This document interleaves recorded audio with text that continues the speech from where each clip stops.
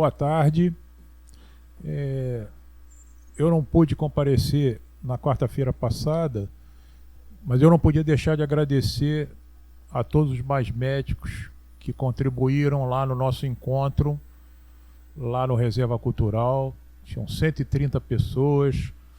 Foi muito elogiado pelo prefeito, pela Secretaria Municipal. Quero agradecer a todos vocês que compareceram. Achei que muita gente ia dar um pinote, mas não deu ninguém pinote, não. Eu fiquei de olho lá, estava todo mundo lá. Então, fiquei muito feliz. Agradeço a todos vocês que tenham comparecido lá no nosso encontro. Quero agradecer a doutora Miriam novamente. Muito boa profissional, uma ginecologista de mão cheia. Conhece muito neurologia também. Então, ela é uma pessoa muito especial e sempre me abraçou com muita fraternidade lá na maternidade. Muito obrigado por ela ter vindo aqui para mostrar um assunto muito interessante que todos nós temos que aprender e vamos aprender com ela. Obrigado, doutora Miriam.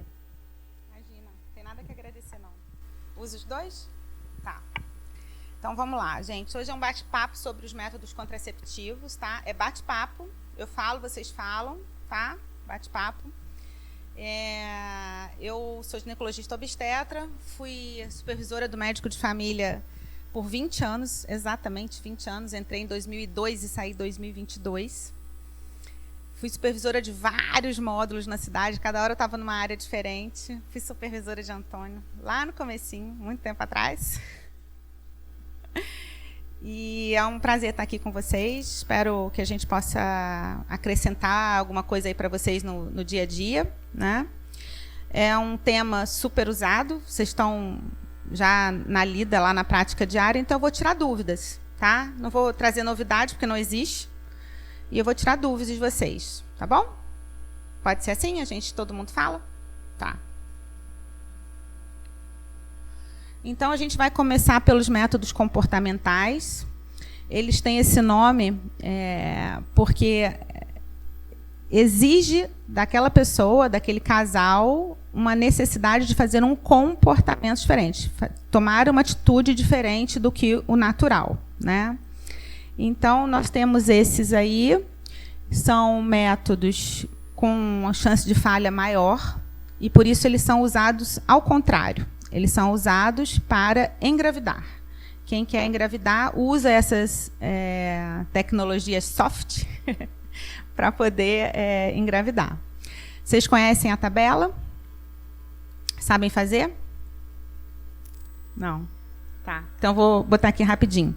A tabela, você tem que pedir para a paciente, para ela, pelo menos, contar 6 meses de ciclo menstrual. Tá? Por quê? A gente precisa de um ciclo menstrual razoavelmente regular. Se ele for irregular, ou seja, a distância do mais curto para o mais longo, acima de 15 dias, ele não vale, não dá para fazer. Porque a gente tem que tirar 11 do menor ciclo e 18 do maior ciclo. Então, vamos supor que nesses 6 meses a paciente teve um ciclo de 5 e um ciclo de 32. Tá? Me ajuda aí nas contas, gente. Do menor, a gente tira 11. Do maior, a gente tira 18. Ih, todo mundo formado em medicina, todo mundo ruim de conta. Hã?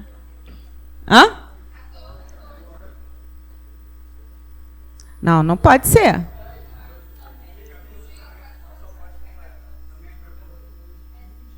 (14 também? Então, acho que eu fiz ao contrário? Faz tempo que eu não dou essa aula. Faz agora. Usa a calculadora aí para ajudar. 10? 10. 11.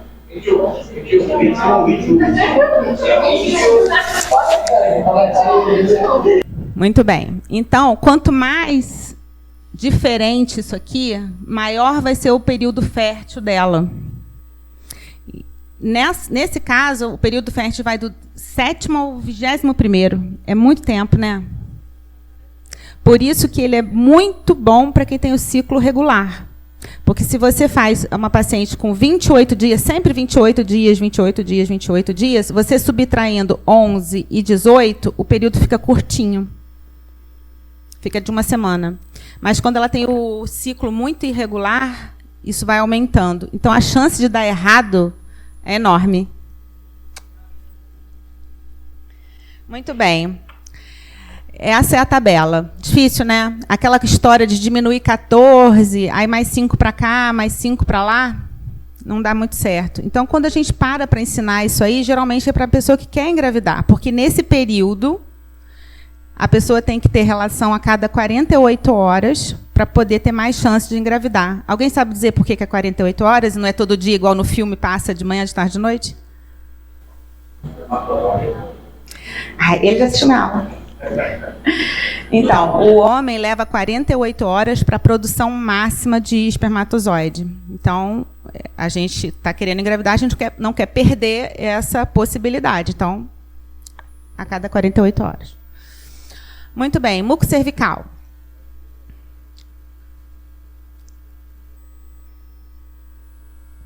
Ele também tem o nome de Billings. Alguém? Identificar quando tem aquele clara de ovo. Isso, exatamente. No momento da ovulação, o muco do colo cervical, ele fica com essa elasticidade, tá? Porque essa elasticidade facilita a migração dos espermatozoides. Então, a pessoa que está sempre se observando, a mulher que está sempre se observando, nesse período, 1 dia até 3 dias, ela vai ter um muco diferente, né? Temperatura basal é um trem difícil, tá, gente? Por quê? A pessoa tem que ter dormido no mínimo 6 horas. Ela tem que acordar e, antes de levantar, a primeira coisa que ela faz é fazer a temperatura. E tem que medir isso o mês inteiro. E quando eleva meio centígrado, quer dizer que ela ovulou no dia anterior. Complicado, né? Muito complicado. Então, assim, desaconselho. Coito interrompido, não preciso explicar, não, né, gente? Todo mundo aqui. Tá. Sintotérmico. Sintotérmico, quando a gente usa os dois juntos.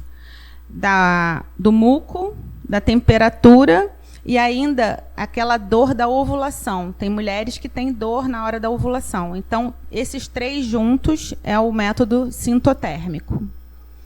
E lactação e amenorreia, que é você saber, né, que quando você está tendo o aleitamento exclusivo e livre demanda, não é aquele de marcar de 4 em 4 horas, né, é livre demanda, exclusivo, e a pessoa continua em amenorreia, é um método contraceptivo. Falho, mas é. Tá? A chance dela engravidar nesse período é muito pequena. Alguma dúvida? Vantagens. Sem custo. Mais alguma? Sem uso de hormônio.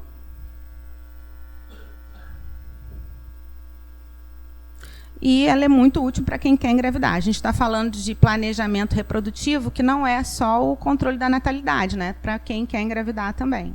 Tá? Desvantagens. Dependendo, né, por exemplo, da tabela, ou até mesmo da temperatura, o paciente tem que ter um certo nível de instrução, comprometimento. Muitas vezes. Todos eles, né? Todos eles têm que ter muito comprometimento. E também instrução, às vezes as pessoas não sabem fazer conta. Até a gente estava com dificuldade. Até eu, né? Que dou aula. Mas tem uma pessoa que às vezes não completou o ensino. Então é bem difícil. Muito bem. Aqui uma figurinha do século passado para vocês, tá? Mostrando os métodos. Vamos lá. Os métodos de barreira. Barreira já fala o nome, né? É algo que vai impedir que o espermatozoide fecunde aquele óvulo, tá? São esses aí o que a gente tem disponível. O DIU, ele não é considerado somente um método de barreira. Ele é diferente porque ele é intracavitário. Então, ele é mais complexo do que só um método de barreira, tá? Alguém não conhece o diafragma? Que ele é menos usado? O diafragma, hoje em dia, ele é feito de silicone, né? Antes era de borracha. Ele tem que ser colocado logo antes da relação sexual, mas não exatamente antes. Pode ser 2 horas antes, um tempo antes, né? Ele é geralmente usado com a geleia espermicida e ele tem que ficar no local no mínimo 6 horas depois da relação sexual. Tá? Então, essas instruções são importantes, porque se você tira logo em seguida, não deu tempo dos espermatozoides morrerem na geleia. Então, tem que ficar no mínimo 6 horas. Ele não é muito usado hoje em dia. Eu não sei porquê. Eu até gostaria de saber o porquê, porque é um método muito bom, uma eficácia excelente, né? E quando ele é usado corretamente, ele tem muitas vantagens, né? Livre de hormônio. Ele não é caro, porque a validade dele é super duradoura. Enquanto ele estiver íntegro, você pode usar ele anos, né? Você vai trocar se ganhar muito peso, ou perder muito peso, ou tiver filho, porque aí vai mudar a medida. Então, assim, eu acho que ele deveria ser mais usado. Na Prefeitura de Niterói a gente tinha, quando eu entrei no concurso a gente tinha, e hoje nem tem mais. Pode falar. Eu acho que essas pessoas que já usaram, só que eu acredito que outras barreiras, né, para os pacientes, né, que a gente autoconhecimento, tranquilidade de se inserir, ficar confortável com a estrutura, que é o principal. E existe um tabu muito grande. Né? Eu acho que isso acaba criando uma barreira para que a paciente ela seja disposta a se desconhecer. Mas a gente está aqui para isso, né? Sim, mas tem uns que não. É difícil a gente conversar com a gente realmente vai deixar de aceitar. Mas você sabe que o anel vaginal tem uma boa aceitação? A gente vai falar dele. Muito bem, gente. Vantagens desses métodos. Vamos falar separado? Eu já falei das vantagens do diafragma, né? Vamos falar das vantagens dos preservativos. Barato, de graça. Protege contra as vezes. Para ser utilizado, prático. Oi? Fácil de conseguir, né? Isso tudo de vantagem, tudo isso não supera as desvantagens. Que são? Método de colocar, eu acho que, eu não sei se é difícil, porque eu já tive uma experiência de ataque. Não, estou falando só dos preservativos. Por que a desvantagem sempre supera? Posso usar. Exatamente. Não adianta fazer campanha, as campanhas bestas, inclusive, né, que faziam antigamente, com o vestido. É só um puxa caminho. Pois é. Infelizmente. Infelizmente, a gente tem que pensar, né, nós que estamos na lida diária, lá na ponta mesmo, pensar em como estimular o uso desse preservativo, né? Infelizmente, ele é muito útil, ele é muito bom para o que ele é proposto, mas ele é pouco usado, né? Ainda bem que foi sem PrEP, né? Graças a Deus. Aí, Se a gente não pensar no fígado, né, Dr. Jefferson, se a gente não pensar nas desvantagens do PrEP, usar PrEP todo dia, né? Complicado.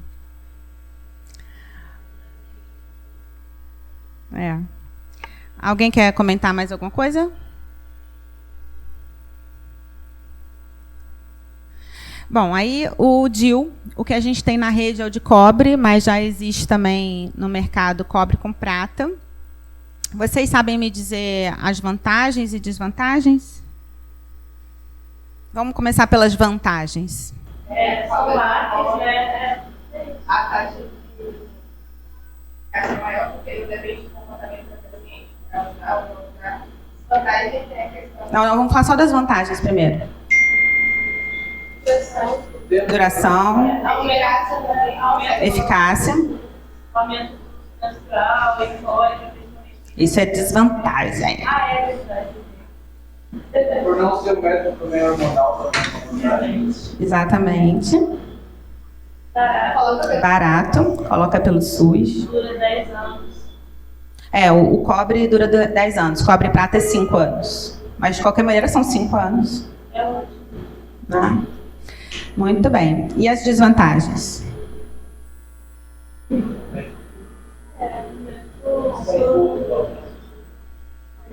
Risco de gestação ectópica. Isso está caindo por terra, tá?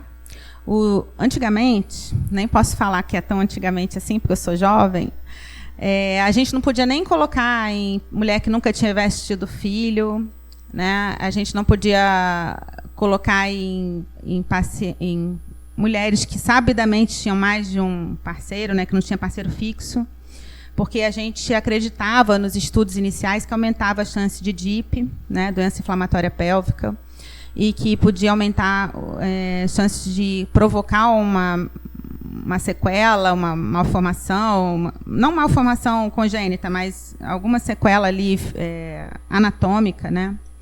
E os estudos estão mostrando assim que não é por aí.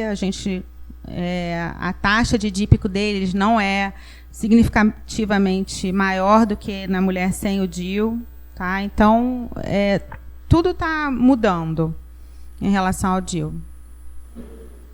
Realmente, quando eu indico, eu costumo só falar dessa questão, eu acho maravilhoso. Para mim, o DIU de cobre é muito bom. Mas só essa questão realmente de mulheres que já têm essa tendência para ter cólica e realmente aumenta. Mas eu realmente agora não sei dizer outra vantagem. Eu sou muito fã, infelizmente não sei. Risco de perfuração na hora de colocar. Isso. Isso. Isso. Dor. Uhum. E ainda tem uma coisa que eu não sei se vocês ouvem, eu ouço, que ele tem um tabu de ser abortivo. Já ouviram isso?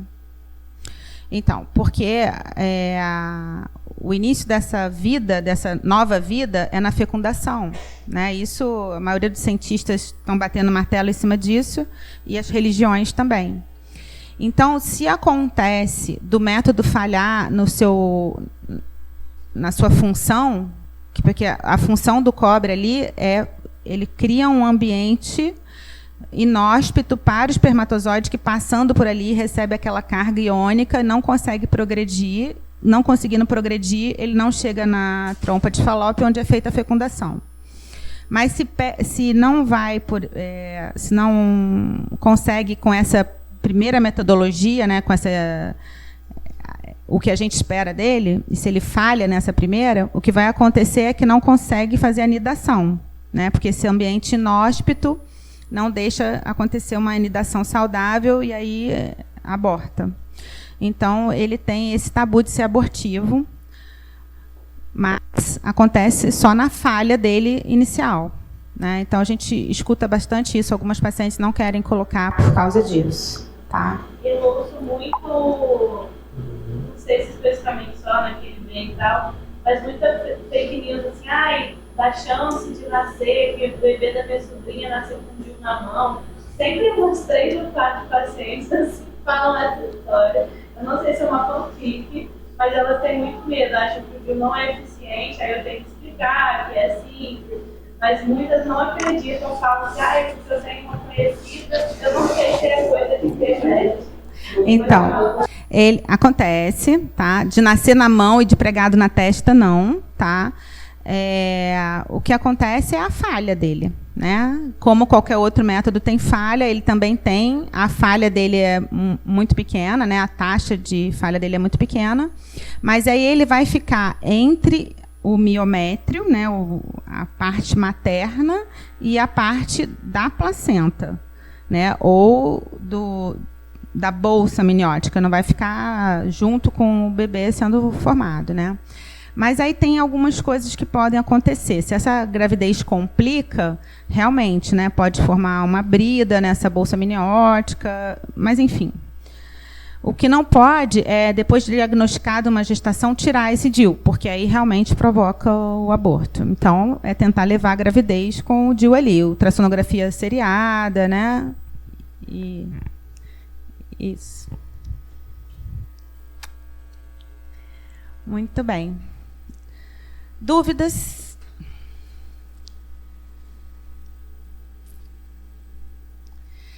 Aqui a gente vai começar a falar, então, dos hormonais.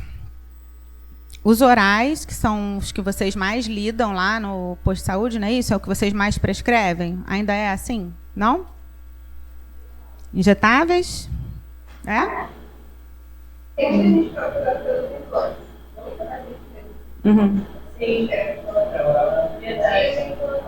Mas normalmente elas preferem injetar. Quando elas têm que tomar no horário, que você esquece e aí preferem injetar.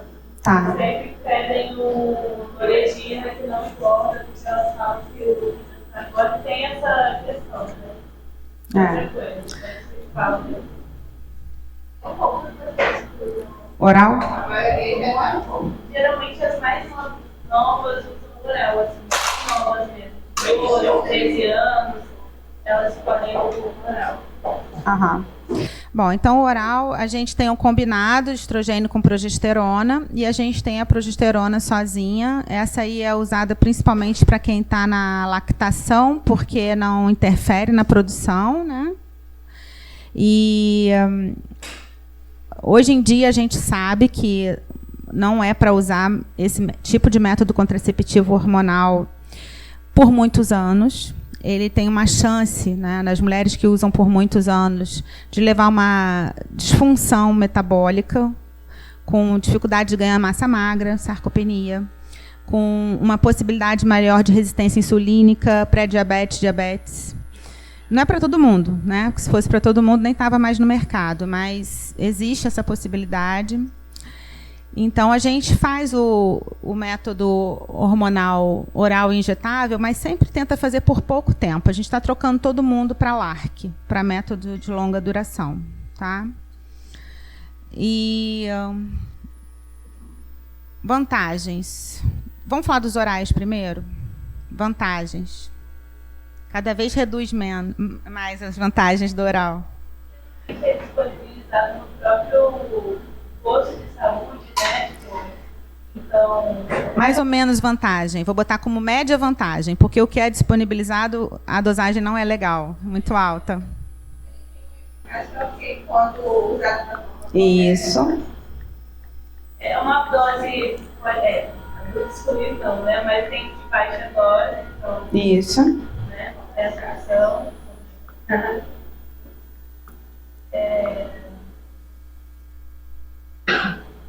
Tem normalmente é bem usado para pacientes princípios com volume de sangramento aumentado, normalmente Já trata a metrorragia. Uhum. tem efeito estético também. Combinados. Autismo, né? Melhora no quadro de espinha. Tem muita gente que usa pelo efeito estético. Uhum. E ele, além de ser muito eficaz, ele é fácil de usar, porque é só tomar, né? A outra vantagem dele também é que a fertilidade é recuperada muito rápida. Você parou hoje, enfim, você daqui a pouco vai estar ovulando, né? Essa é uma vantagem quando você compara com outros métodos. Desvantagem. Depende do comprometimento, da esquecer, infelizmente. É raro, né? Não esquecer. E as que mais esquecem são as adolescentes, né? Que você acabou de falar que são as mais que mais usam. Tem medo de injeção, porque a mãe orienta, não, filha, toma aquilo. Não sei se acha mas enfim, é complicado. Isso não é lá. E a questão, tem todas as condições das anticoncepcionais que não são de barreira. Não funcionam como de barreira, porque a pessoa fica mais exposta a infecção.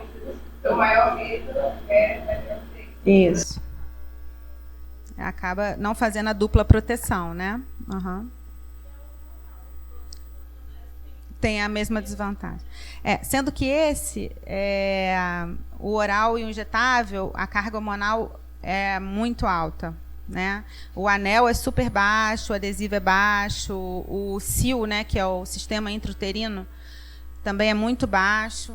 Então, o oral e o injetável são o que tem carga hormonal mais alta. Então, dos injetáveis, a progesterona, que é o trimestral, ele realmente tem esse efeito colateral de aumento de peso, tá? Porque ele realmente muda o metabolismo de glicídio e lipídio, então vai aumentar o peso. E o mensal, que é combinado, geralmente não tem esse problema, que a dose é bem mais baixa e tal, né? Eu acho que vocês já falaram as vantagens e desvantagens, né? Sobre um relato trimestral, ele pode levar a barra não usada há mais de 6 anos a uma osteopenia. Isso. Quando usado por muitos anos consecutivos, ele pode levar uma tendência para a osteopenia a longo prazo. Porque ele interfere muito no metabolismo mesmo. Então, ele é para quem está amamentando, é para aquele momento da vida, mas a gente não usa ele por muito tempo. A gente pode estar colocando a inserção de um implante. Mais alguma questão dos injetáveis? Não? Então, o implante, gente, ele dura por 3 anos, tá? Pode ser usado em adolescente, pode ser usado na mulher adulta, tá? Não tem uma questão de idade específica para ele, tá? Você está pensando em algum tema específico? Claro que maior de 24 anos. É pelo SUS, pelo SUS. Pode botar em adolescente, tá? Então, esse método a gente não tem aqui em Niterói. Ele tem uma carga hormonal bem alta e, por conta disso, bastante sangramentos de escape, metrorragia, principalmente no primeiro ano. Então, a taxa dele de insucesso da pessoa querer tirar é maior do que dos outros, né? A descontinuidade dele é maior que dos outros por causa disso. Mas é um método eficaz, tem todas as vantagens de um LARC, né? E a inserção dele é muito fácil, mais fácil que a do DIU. Porém, a retirada nem sempre é fácil, porque cria uma fibrose ali em volta dele, geralmente nessa parte do braço, e cria uma fibrose em volta dele que alguns médicos penam ali para tirar, tá? E também tem a questão residual. Quando você tira, não necessariamente ela já voltou a ser fértil daí em diante. Ele tem uma questão residual também, tá? Assim como o injetável trimestral também. O injetável trimestral, ele tem um residual grande. Se você usou 3 anos, você pode ainda ficar com 1 ano de residual dele. Se você usou 10, 3 anos de residual. Então, é bastante coisa, tá? Não quer dizer que vai ter, mas pode ter. Eu queria saber se eu consegui colocar pelo SUS, pelo postinho, né? Que é o implante? O implante. E foi bem rápido, assim, ela está muito procurada. Mas eu queria saber um pouco sobre os efeitos colaterais, assim, se realmente. Eu já ouvi muita coisa sobre aumento de peso, sobre tudo isso, se realmente tem essa questão. A carga hormonal dele é alta, então tudo quanto é efeito colateral de carga hormonal alta pode ter. É claro que não tem para 100%, como eu digo, né? E não ia estar nem comercializado, né? Mas pode ter. Altera a libido, sangramento.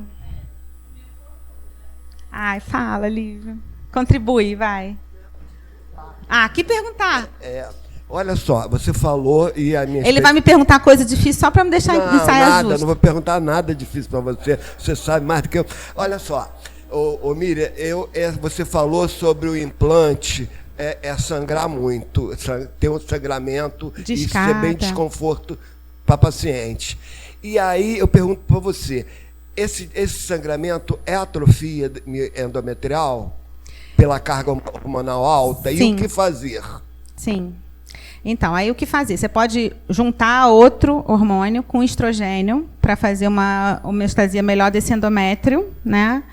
Mas a gente prefere não juntar outro hormônio. Aí faz o anti-inflamatório, não hormonal, faz 5 dias para ver se melhora. Geralmente isso de primeira linha. Escolhe isso primeiro. Não funcionou, a gente pode fazer o ácido tranexâmico.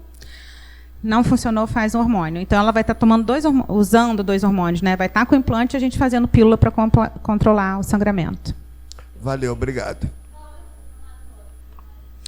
Então, eu gosto muito do Ponstan, sabe? Que eu ainda sou do século passado. O Ponstan, ele melhora a cólica e reduz sangramento. É o ácido mefenâmico, ele é muito bom para isso. Mas qualquer anti-inflamatório não hormonal, o que vocês tiverem no posto, cofenaco, enfim. 5 dias. Quando eu coloquei, teve uma palestra explicativa. Eles fazem no Projeto Acolhe, né, do Rio. Essa palestra... Ah, você colocou lá, né? Ah, bonita. Você falou, eu consegui pelo postinho. Eu falei, eu vou descobrir aonde. Caminha para o Projeto Acolhe mesmo, né? E aqui, infelizmente, a gente não tem ainda nem DIU, nem não temos caminho para colocar DIU. Mas, bem, aí a média, que é a questão, eu fiquei com essa dúvida na época, ela falou, durante 3 meses pode acontecer, ela mostrou que 20% pode ter sangramento, 50% vai cortar o ciclo e o restante, eu acho que os outros 30%, não sei, tá? Provavelmente vai ficar com o ciclo regular. Esse ciclo Regular. E aí ela falou assim, mas a gente não pode mexer em 3 meses. Nos primeiros 3 meses que passarem, após colocar um implante, vocês têm que ficar. E aí, tipo, eu não entendi, porque tipo, por que tem que ficar 3 meses? Assim, a pessoa vai ficar com hemorragia 3 meses? Eu não entendi, eu queria saber se é verdade. Eu também não entendi. Tem uma razão, porque ela ponderou muito isso, não, 3 meses vocês vão ter que ficar e a gente só pode mexer em 3 meses. Não vejo lógica para isso. Bom, a não ser que ela esteja... que 3 meses é o que a gente pede de adaptação para qualquer método hormonal. Tá? Provavelmente ela quis dizer não mexer, não tirar. Eu acho. Porque, assim, claro que se a pessoa está com hemorragia, eu vou tratar. Não ficar esperando 3 meses para começar a tratar. Né? Então, eu acho que é 3 meses para não tirar, porque é o período de adaptação. Só que o que eu vejo muito com o Implanon é esse sangramento depois dos 3 meses, é durante o primeiro ano. Não, muito exato. Assim. Muito bem. O DIU medicado, né, que o nome correto é sistema intrauterino, tem o Mirena, que já está no mercado há bastante tempo, e 2022 ou 2021 foi lançado aqui no Brasil Cailina, que tem mais ou menos a metade da dose do Mirena. Então, o Mirena já tinha pouco efeito colateral, o Cailina tem menos ainda, né? Efeito colateral principal do Mirena é não sangrar, amenorreia, o que muitas vezes é o motivo da gente estar escolhendo esse método. Uma pessoa que tem hemorragias, endometriose, adenomiose, a gente vai escolher esse método para ter o efeito colateral. Algumas pacientes, no começo, têm sangramento de escape, têm uma irregularidade e trata do mesmo jeito. E algumas pessoas também relatam o aumento do peso e baixa libido, que são coisas que acontecem com o Implanon e com o injetável trimestral, mas não na monta que acontece com os outros. Tá?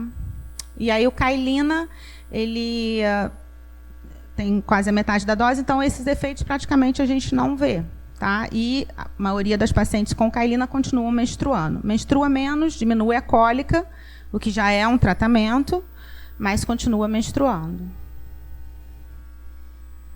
Os vaginais, comprimido nem é mais comercializado no Brasil, né, Lívio? Aquele comprimido saiu mesmo. E o anel vaginal, que tem bastante procura. Ele, dentro dos hormonais, tirando o Mirena, né, e o Cailina, ele, dentro dos hormonais, é o que menos tem carga hormonal. É baixíssima dose mesmo. Tá? O anel fica 3 semanas dentro da vagina e 1 semana fora, que é quando a pessoa vai ter o sangramento de privação, né? E ele também pode usar contínuo. Tira um, coloca outro, tira um, coloca outro, que se ela quiser amenorreia, tá? Desvantagem do anel é essa que você relatou, né? A pessoa que não gosta, que não tem o conhecimento do próprio corpo e não gosta disso e tal. Tem algumas também que falam, não, eu não vou colocar isso porque eu não vou conseguir tirar, enfim. Mas aí está o nosso papel, né? De estar ali ensinando e apoiando. Dúvidas? Pode falar. A questão de DIU, a gente fala muito de ser uma ação local, hormonal. Mas não é só local, né? Ele é sistêmico, mas a taxa de hormônio sistêmico dele é muito baixa. Muito baixa. E não é para todo mundo, sabe? Nem todo mundo tem a sensação que ele pode trazer. Por exemplo, baixa libido, que não é local, né? É sistêmico, aumento de peso. Pouquíssimas pessoas têm isso, tá? E ele não evita a ovulação. É local pela ação dele no endométrio, tá? Por exemplo, o paciente que teve reação a método com hormônios. O paciente teve ter uma hormônio. Eu não arriscaria, não. Não. Não, porque e se ela for sensível a esse ponto? Eu não vou arriscar, não. Tá? Mas ele é um método que a gente pode usar quando o estrogênio é contraindicado. Por exemplo, paciente que já teve trombose. Não trombose ativa, né? Histórico. Pode ser usado. O DIU de Mirena, ele não é disponível pelo SUS, não é? Esse projeto agora coloca. Então, e não é, né? Porque ele tem... e ele tem um protocolo. Quais são as pacientes que merecem, entre aspas, um Mirena? Então, as pacientes com sangramento uterino normal, com mioma.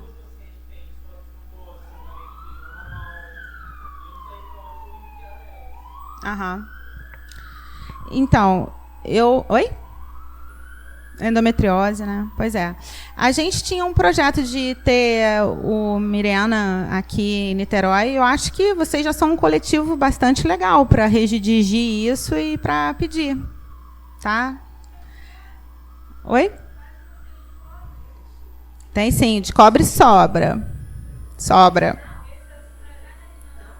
Hã? Então, sobra. O problema que a gente tem é pouca gente inserindo. Mas o dispositivo sobra. Um desejo, pelo menos, eu já acredito que a maioria de nós residentes da família, era ter uma capacitação para inserir o DIU. Está em estudo. Isso aí já não é comigo, mas está em estudo. Eu fiz meu dever de casa, né? Fazia 2, 3 anos que eu não dava essa aula. E aí ontem eu telefonei para a coordenadora de saúde da mulher do município, a Bruna Michelen, que é aqui no andar de cima, e ela me disse algumas coisas, dentre elas é que está em estudo isso de ser tanto por os médicos de família, né, da ponta, médico generalista, quanto pelas enfermeiras obstétricas, colocar o DIU. Isso quer facilitar muito, porque o desejo e a demanda tem, só que não tem bem definido, infelizmente, né? Enfim, é porque essa questão, né, Lívia, ela demanda outras questões, né? Por exemplo, segundo esse protocolo, você não precisa fazer ultrassom antes e depois. Quem é ginecologista que faz toque vaginal várias vezes por dia, várias vezes no ano, na vida, sabe identificar se aquele DIU, se aquele útero é em antiversão ou retroversão, se é um DIU de tamanho bom para um útero de tamanho bom para um DIU, ou se não é, se ele tem um mioma. A gente consegue perceber isso no toque. Vocês conseguem? Então, é uma discussão mais ampla, sabe? Que não é só o fato de colocar. Colocar o DIU é muito fácil. Só que o fato de colocar o DIU arrasta consigo uma responsabilidade de saber de outras coisas, entendeu? E aí a capacitação não é só de inserir DIU.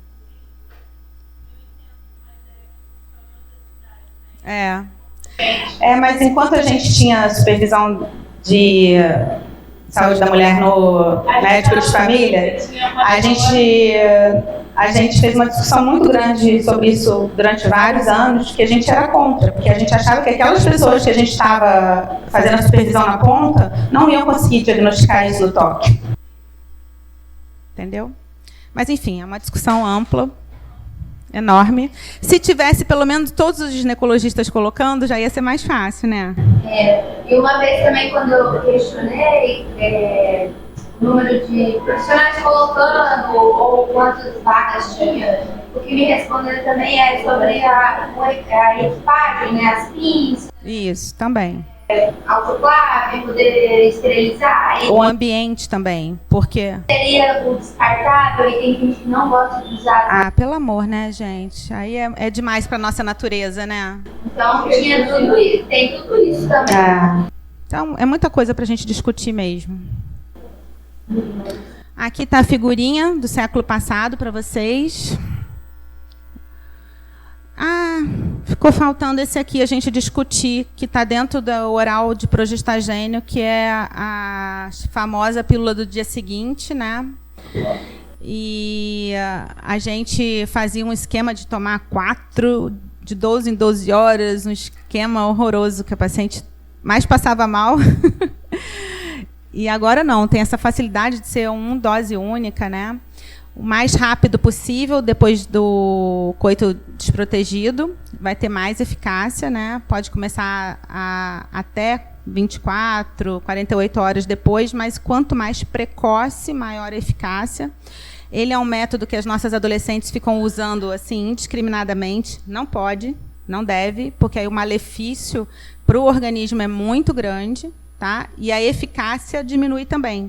Quanto mais tempo, mais vezes você usa ele em um ano, a eficácia contraceptiva vai diminuindo. Por quê? Porque você faz uma bagunça hormonal, faz uma bagunça no ciclo menstrual, então ela pode estar ovulando num período diferente. Hã? Pós-violência, faz parte do kitzinho, né? Muito bem. Laqueadura tubar e vasectomia são os métodos cirúrgicos. Eles eram chamados de métodos irreversíveis, não são mais, agora eles são métodos cirúrgicos, porque é possível tentar uma reversão, às vezes não consegue, né? A taxa de sucesso é muito baixa, menos que 20%, mas é possível tentar. Alguém tem dúvida sobre o método cirúrgico em si, ou a gente pode passar? Semana eu atendi uma paciente que daqui a 2 semanas atrás está grávida. Acontece, né?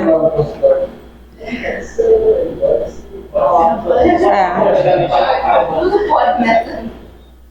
Então, isso é raro, né? Mas, infelizmente, existe a taxa também de insucesso tanto da vasectomia quanto da laqueadura, e acaba acontecendo.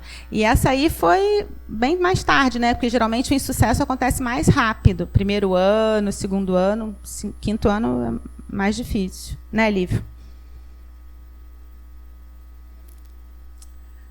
Então, da metodologia cirúrgica não precisa explicar, não, né? Doutora, eu tenho só uma dúvida. Quanto tempo depois que o paciente elas faz, por exemplo, eu tenho isso lá, né? Fez todo o planejamento e aí não fez. Não foi no corpo da cirurgia. Aquele planejamento que ela fez vale por quanto tempo? A gente pede para revalidar em 1 ano, porque ela pode ter mudado de ideia, principalmente quando ainda a lei antes de 2022, que foi revista essa lei, né? Aí o parceiro podia ser outro, porque tinha que assinar, o parceiro tinha que assinar junto. Então a gente pede para revalidar em 1 ano, até para comprovar se é aquilo mesmo, sabe? Se tem alguma dúvida. Até que vai bastante tempo. A gente pede 1 ano. A lei não pede não, tá? A gente é que pede. Aí eu trouxe a lei também.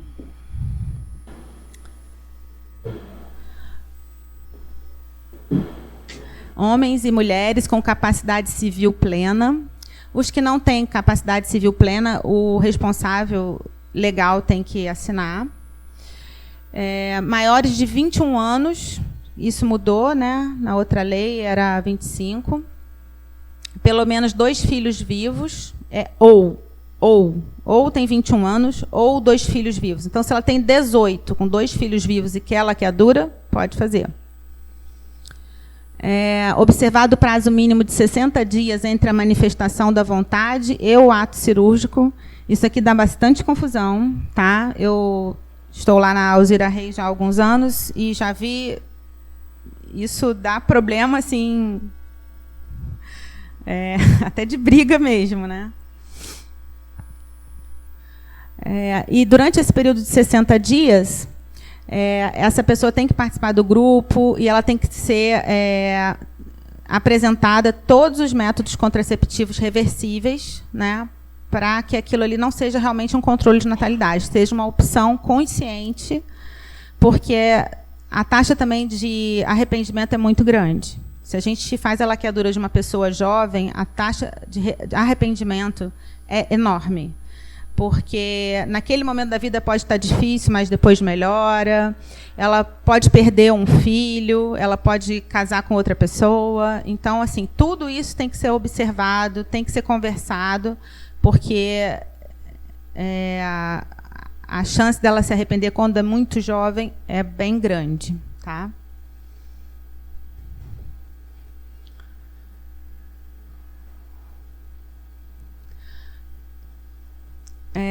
Risco de vida ou à saúde da mulher ou do futuro concepto, testemunhado em relato escrito e assinado por 2 médicos. Quando que acontece isso aqui? Quando a paciente está lá no momento do nascimento e o médico, por alguma razão, por exemplo, uma barriga que já foi muito mexida, que a gente chama, ela já teve várias cirurgias ali, não só de cesariana, cirurgias pélvicas. E aí a gente percebe que mais uma gravidez ali pode trazer risco para ela, né, e para o bebê também, porque pode levar a um parto prematuro. Ou a possibilidade de uma rotura uterina, né? Então, a gente pode, mesmo sem perguntar para ela ou para o marido, sem ela autorizar, a gente pode fazer essa laqueadura de trompas, tendo que ser assinado por 2 médicos esse relato. Pode falar. Pode falar. Então, quando os pacientes tiveram laqueadura e buscarem ela não é o escudo. Aumenta. Aumenta também? Aumenta por 2 motivos. Primeiro, que quando você faz a laqueadura, você pode estar lesando pequena vascularização ali ovariana. E o segundo principal, e é o principal motivo, é que ela para de usar o método contraceptivo que ela usava antes, que diminui o sangramento. Aí ela tem essa percepção de ter aumentado. E a outra coisa que também é importante falar, gente, existe uma variável do padrão de ciclo menstrual para a mulher durante a vida dela. Ela não vai ter o mesmo padrão da adolescência, na idade madura e perto da menopausa, na pré-menopausa. Isso tem que ser informado, tá? Mas existe motivo, sim, para o aumento do fluxo menstrual.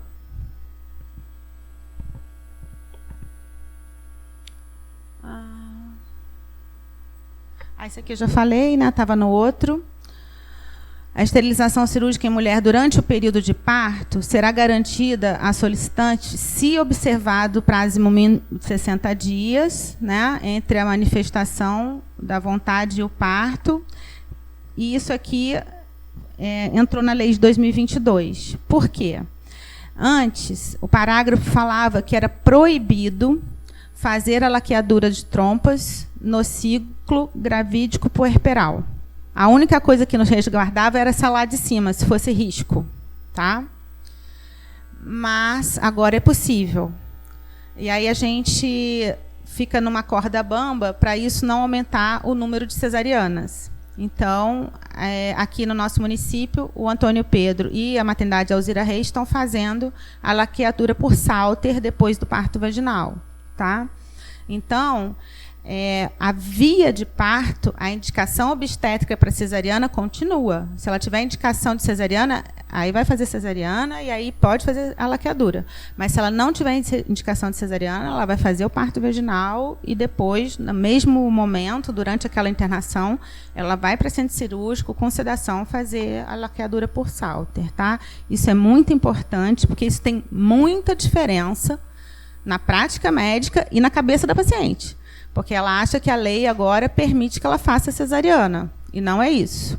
Cesariana a pedido é uma questão que está sendo muito debatida, né? O CFM diz o seguinte, após as 39 semanas, com indicação,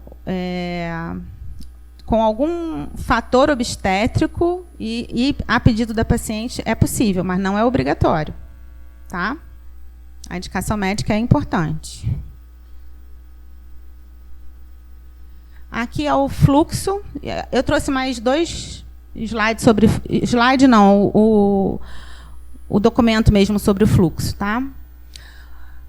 Então, as nossas unidades básicas, modos médicos de família, policlínica regional, faz o grupo de planejamento reprodutivo, né? E aí vai disponibilizar aqueles métodos que a gente conversou. Se a pessoa quiser fazer algum método cirúrgico, tanto o homem quanto a mulher, vai ser encaminhado para o Hospital Orense de Freitas. Tá? Eu trouxe mais detalhado.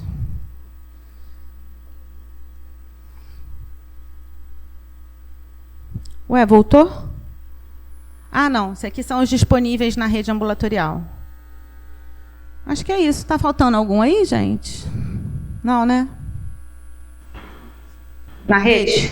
Então, o motivo de falta, não sei se tem. Tem. Mas a gente no MMF Vou apresentar. Cada policlínica tem uma pessoa, um médico para apresentar. Sim, eu entendo, mas não chega pra gente essa vaga. Na sua policlínica, lá lá no Barreto do Dr. Marcelo, está lá exclusivamente para Mas colocar a gente tem que ver como ensinar o trabalho.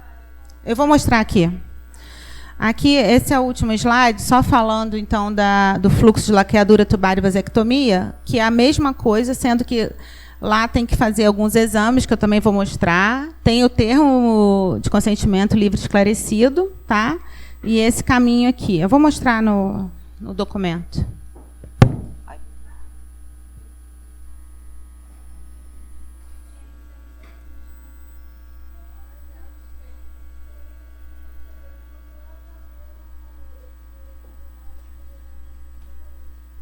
Gente, ó, rapidinho, essa é a carinha...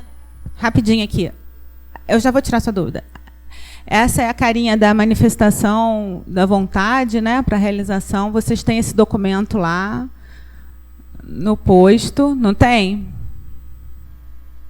Ó, só para vocês relembrarem que a carinha dele é essa. Aqui tem o local para a paciente assinar, para o médico ou o responsável do grupo de planejamento e para o médico lá da maternidade que vai assinar. Ou do Orense de Freitas.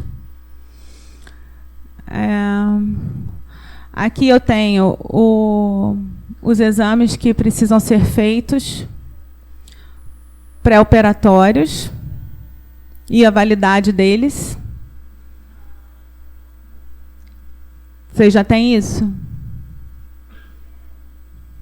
Tem? Tá pequeno, né? Tá muito pequeno, né? Para ler. Eu vou... Tá melhor?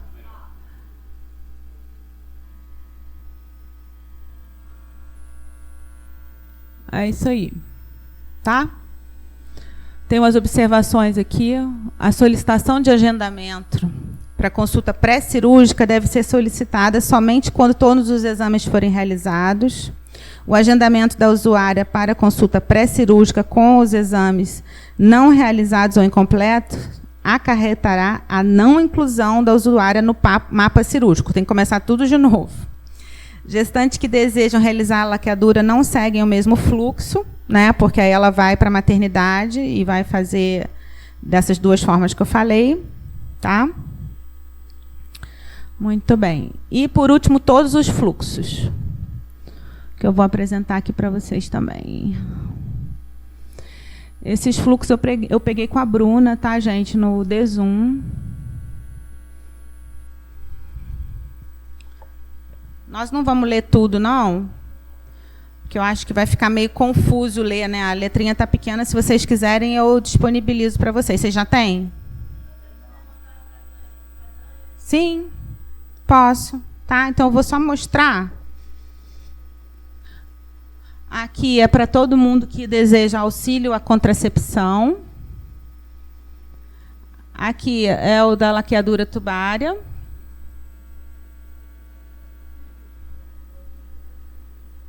Que aí vai ter que ter aqueles critérios que a gente discutiu na lei.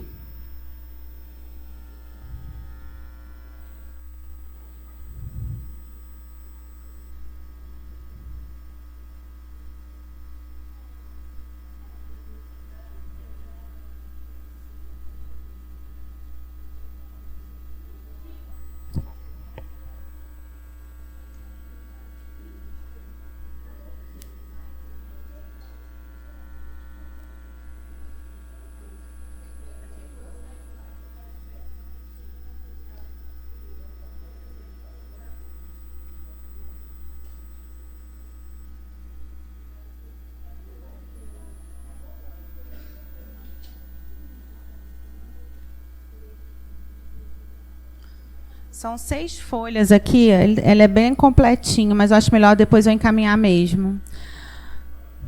Esse é para laqueadura, aí vai ter para DIU.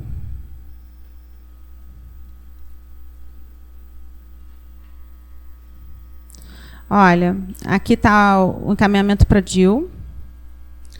É porque agora, como eu não trabalho mais com vocês na atenção básica, eu não me sinto muito à vontade para estar discutindo o fluxograma, entendeu?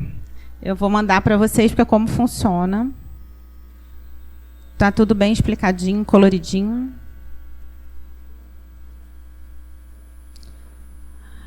E depois o acompanhamento do DIU, depois que é inserido pelo ginecologista, eles voltam, as pacientes voltam para vocês. E, inclusive, ela coloca aqui, se acontece a perfuração uterina, como é que deve fazer. É raro, tá, gente? Ninguém fica saindo daqui com medo disso, não, porque é raro. Qual a sua dúvida?